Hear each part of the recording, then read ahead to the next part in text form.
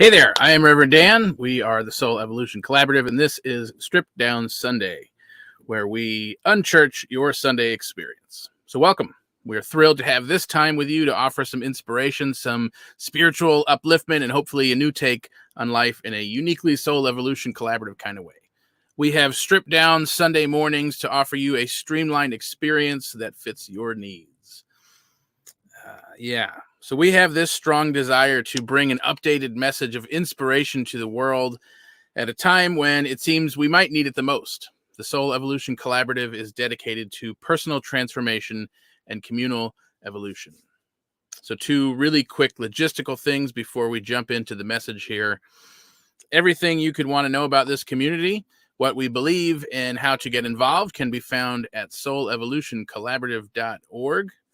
We'll bring that link up for you here on the screen in a second.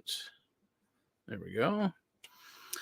There's amazing information there. Pop open a tab while we're here or check it out later. Poke around the website. Really important information, life-changing information is available there. Second, it is communities with missions like ours that bring change to the world. We are actively creating a new earth and ways of life that benefit everyone. If you are in any way able to help continue this mission, we gratefully welcome and appreciate your support. Donations can be made at soulevolutioncollaborative.org. There is a donate button in the menu. And we are grateful for any and all of your gifts in any way. If that's money, if that's getting involved, if that's just joining, whatever it is, this is a really powerful message that the world needs, maybe now more than ever. All right. So let's jump into the message for this week. You are way too much in your own head. That is what I was told, what feels like over and over again when I first started taking classes in the Science of Mind and New Thought in a Centers for Spiritual Living center. The message was, you're too much in your own head. You're too much in your own head. This idea that we have this head space, this head way of thinking where we allow our thoughts, our mind to dominate our perception on life and how we operate. And along with that was this idea that we should be striving to the language is drop down into your heart space, which sounds great. It sounds very appealing at times, and other times for me personally that idea felt very for lack of a better word, woo-woo. It felt very woo-woo, very like out there and not tangible. Drop down into your heart space, like it's this, like if we say it enough we'll believe it kind of thing.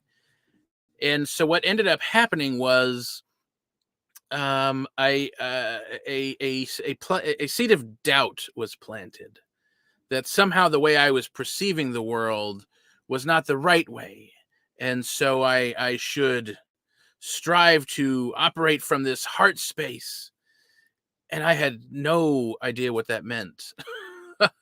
Had really for years had no idea. It was just one of these things we talk about. You hear it said, like, we can think from our heart space, we can operate from our heart space, and somehow that this heart space was a more important place to be from than this head space in which it was perceived that I was operating from. Now, what's really fascinating about this is it was years before I realized, and it wasn't even through a Science of Mind class, it was through something else. It was years before I realized that there's actually at least a third center of thinking, center of operating that exists within our being. There's probably more I don't even know about them yet. We don't, maybe someone does. But the third one is this gut-centered space. And it was like, as soon as I heard it, it was like, duh. Oh yeah, listen to your gut. What is your gut say? I mean, I heard that my whole life. And just the way it was presented in the context of whatever it was, a book I was reading at the time. The way it was presented in that context all of a sudden gave it this like recognition of, oh, yeah, not only is the gut space a real thing, but it is equally as important as this heart-centered space and equally as important as this mind-centered space. All of a sudden, it brought all three of them level with each other, and there were these different options available, and one wasn't necessarily better than the other, and all three of these were available to all of us,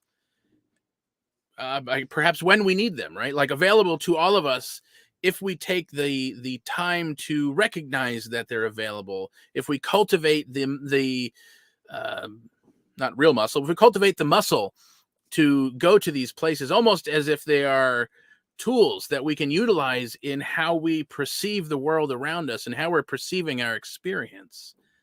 All three of these centers of thinking. Now, I don't know if it's a really a center of thinking as much as it is. These are three different ways that we interpret the information from the world that is coming to us. And so this week, when we take a look at this topic, the body remembers, this was one of the first things that came to my mind was, yes, certainly the body remembers, but it's remembering the way we are interpreting the world. And so it kind of just brought me back down a little bit of memory lane to certain experiences growing up, of just taking note of how I remembered things and what kind of memories existed and how those memories were interpreted. And so even just this morning, I happened to walk outside the front door, and I suppose someone had a barbecue lit, and that the smell of the charcoal and the lighter fluid being lit was like I was immediately transported back to the driveway outside the house growing up, with the charcoal grill right outside the garage, and the picnic table with the red and white checkered vinyl cover. And I mean, it was, I was there just by the smell, right? Like that's how amazing our bodies are, how amazing our bodies, how amazingly our bodies remember and can recall, like instantaneously. There was no thought involved. I didn't have to try. It was like, it almost caught me by surprise that it was like a flashback from a movie where you're there, you can see the whole thing, you can sense it, you can feel it. And so our bodies certainly remember.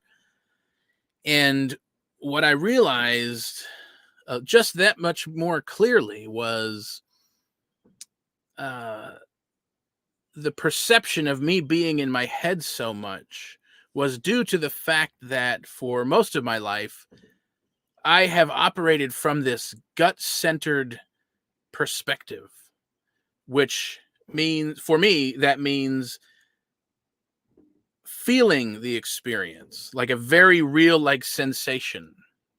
And sometimes it is a tingling or a buzzing or a warmth, and other times it's muscle tension, other times it's a variety of other things. But I just offer all this so you can get to know me better, sure.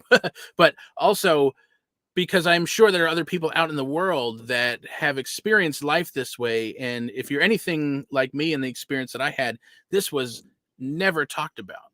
I had never heard anyone talk about until probably 4 or 5 years ago, this idea that there is a gut-centered way of perceiving the world, and it is of equal importance as a heart-centered way or a mind-centered way.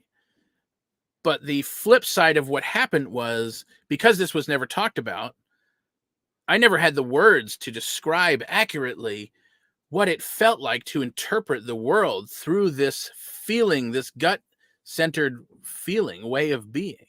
And so whenever, especially in Science of Mind classes, when we start to, when we're encouraged to begin looking at how we're perceiving life and what our thoughts are like and what that feels like and what our experience has been, there was always this thought process for me that tried to interpret now, I wasn't necessarily conscious of this, but it was as if I was trying to interpret the feeling experience through words in a way that others could understand.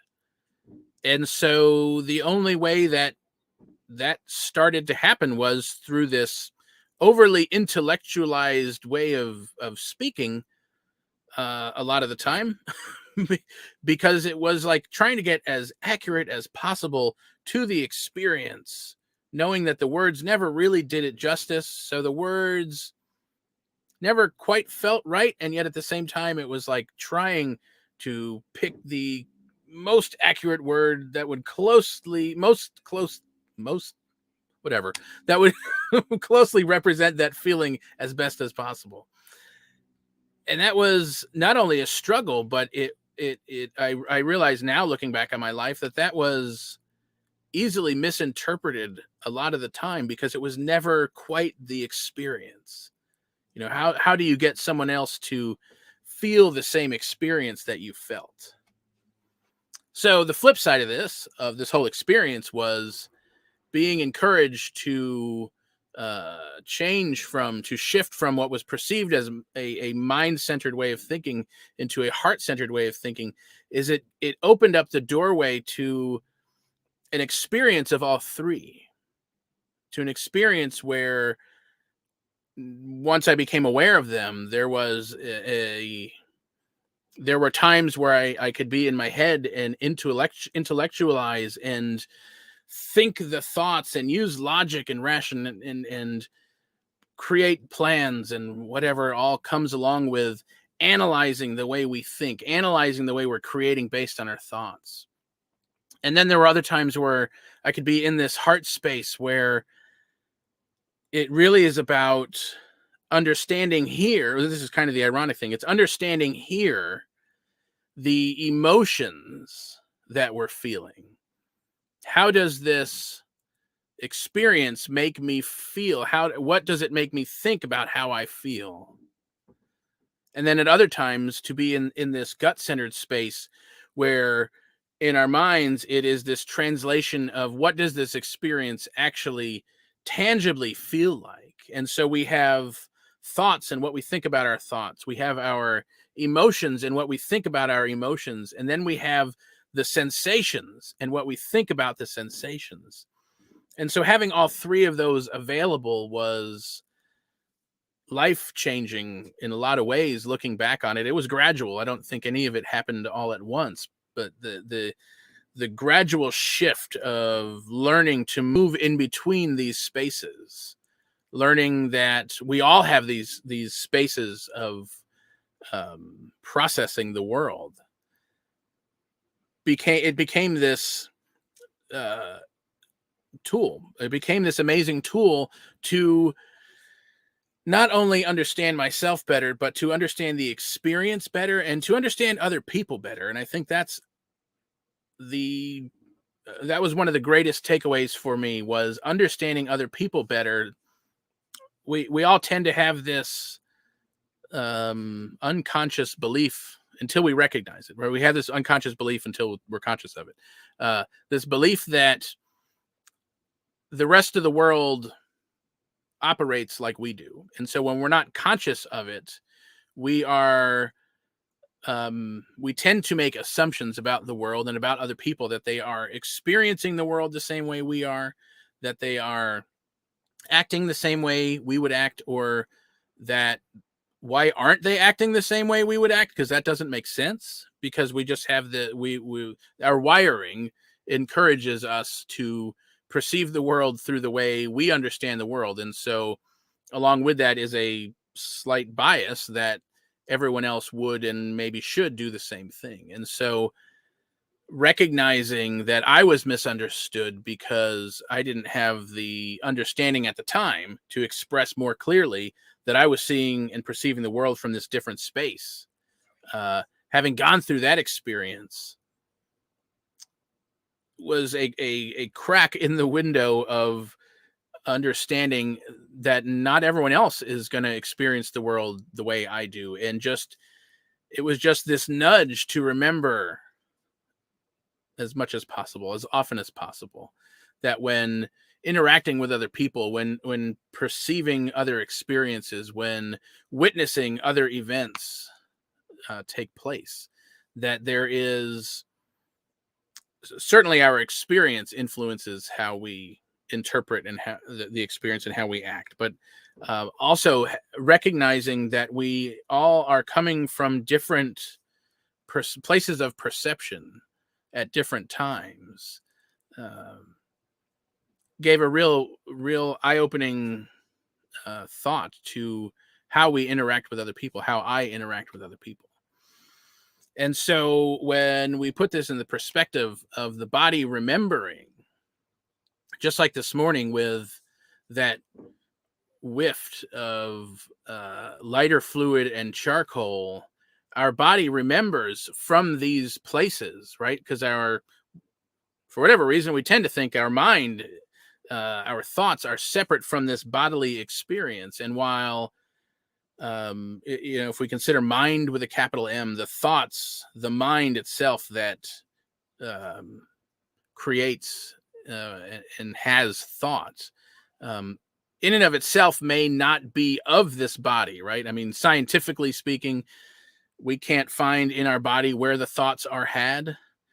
Spiritually speaking, we understand that there is this network of thoughts being had at any moment that stem from something greater than what is here in this direct experience. And yet, we, while including the body in our spiritual experience, are recognizing that it is being processed through us in some way, that each of us process our thoughts, the thoughts that are flowing through us, that come to us, that are being processed with our slice of mind, or however we look at that.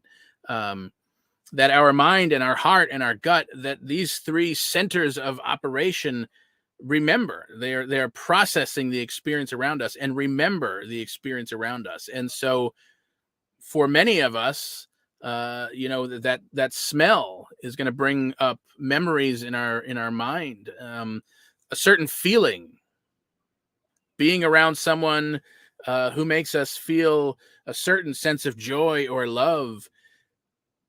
Our body remembers that, and it's going to re-engage those feelings all throughout our being, wherever that was felt, that initial time where that feeling set into our cells. Our body is going to reinitiate that, and we feel that all over again.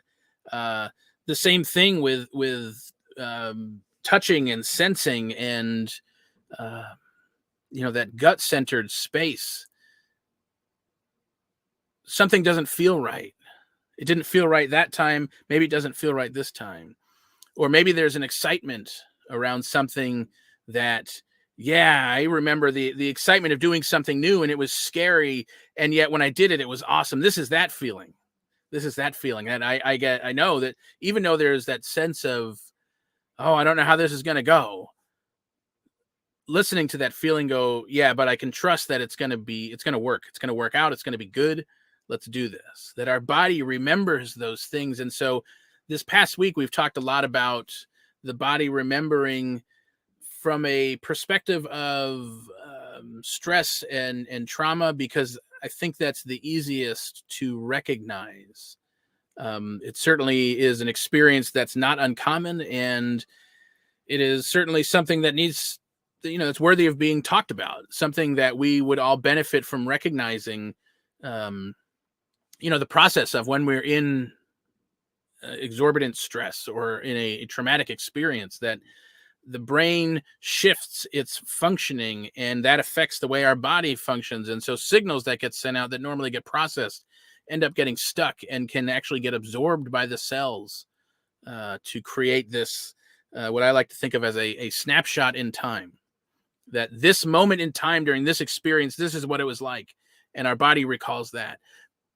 So yes, very valuable to take that dive to look into all that. And it is just as valuable to perceive the body remembering with the positive experiences too. So certainly there are thoughts that we can have that can trigger a this downward doom spiral, but there's also thoughts that we can have. We daydream ourselves into this joyous experience. There are emotions that get experienced, that being around a specific person or type of person perhaps brings us to that fight or flight mode. Like, this is a warning. Hey, we've been here before. This is not good. It also works the other way. Being around someone who reminds us of feeling safe, reminds us of the joy, reminds us of how much we're loved, that we can experience and reinitiate those feelings, I think, just the same way. I don't know that the chemical process is exactly the same. I don't know that. What I do know is being around someone who makes me recognize how much I am loved brings up all the same feelings of what that felt like in the past. And so it's the bodily experience of that is very familiar, and it's very locatable. I can sense it. I can feel it. Even thinking about it now, I know where that feeling shows up. And the same with the gut. We can trust the gut in those experiences, trust it to inform us when something maybe looks like it's not quite right, but also trust it to inform us when, yes, this is right. Yes, this is it. Yes, we can trust. Yes, this feels safe. And so all of this comes with awareness. All of this comes with, like, for me, it comes with that perhaps moment that, oh yeah, that is a real thing. That is possible. And so maybe this is that moment. Maybe this is that moment for some of us, that there is, we do have systems in our body that remind us, that remember things that we can trust. And when we become aware of that, it opens up our experience to a lot of things, because it opens us up to simply the awareness of it, but it opens us up to understanding our experience better. It opens us up to understanding other people's experience better. And it opens up the option to have a different experience when one of those things kicks in. In the past, a trigger kicks in, and when we're not aware of it, we just follow that same track. We go all the way through that whole experience again. And once, twice, potentially a lot, until we get ourselves off of that ride. But with the awareness of this, with the awareness of how these things work, maybe it keeps us from doing it 100 times. Maybe we're on the ride 10 times. Maybe it's 2 times. Maybe it's once. Maybe eventually we can get to the point. Sometimes I've had this happen sometimes, where I can sense the warnings coming and interrupt the process, or sense the warnings coming and kind of take that observer seat where we watch the trigger happen. We watch the experience happen. We watch and witness the chemicals flow through. And instead of letting those chemicals get stuck this time, they keep flowing, and it gets processed, and it's once and done. We have that trigger. It triggers the thoughts and the chemicals and the reactions, and it flows through us once, and then it's done. And maybe that means, if it's a very physical sensation, maybe it means shaking it out. If it's a very intellectual thought, maybe it means introducing a different thought, countering that thought, offering a thought of curiosity. So rather than one that is, oh, this is what happens when, it's, I wonder what would happen if this were different. I wonder what could happen differently. I wonder what it would be like if. And if it's a feeling, if it's an emotion, it's allowing those chemicals to process, and just being mindful of, wow, this fill in the blank feeling is enjoyable. It's not enjoyable. It's just letting it flow. Whatever that process looks like for you is totally okay. But the awareness of how we process, how we experience, what it's like for all of that to happen, and to really recognize that the body as a whole remembers, that our thinking mind, our feeling, our emotional heart, and our feeling gut are not separate. That all three of these places within us, all three of these centers within our being, are working together, are working in conjunction with each other, simultaneously processing these events in the different ways that they do. And just the recognition, just having the recognition, all three of these places exist within us. They're available to us. We can witness them, and just trusting and knowing that they are in this beautiful harmony with each other through that recognition. That when we have the recognition, our body remembering the stuff that's not so desirable, but also remembering those experiences that are desirable, and allowing both of those experiences, allowing us to move forward, are what allow us to create something new.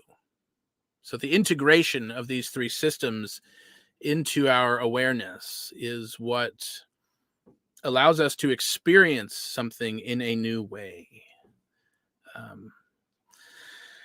So the body remembers. Little bit of a different take on this new thought teaching called Science of Mind. A little bit of a different take than Change Your Thinking, Change Your Life. Your thinking is a lot more broad than I think we tend to give it credit for. And so our whole body is thinking. Our whole body is part of that process of beliefs and values and thoughts and emotions and gut-centered feelings and whatever else we can name that might be a way we process this world. It is all integrated into this one spiritual experience that is you, that is each of us. And so hopefully this has brought you that new perspective, some spiritual upliftment, as we like to call it. But thanks for being here. Thanks for listening. And hopefully this, I know for some of us that this is new information. I know for some of us that this may not be new information, but hopefully it reinforces something for you that maybe you hadn't thought about in a while. Maybe you were questioning. And then for some of us, this is just, like me, really good to even hear said out loud. So thank you for being here. Many blessings this week, and we will see you next time.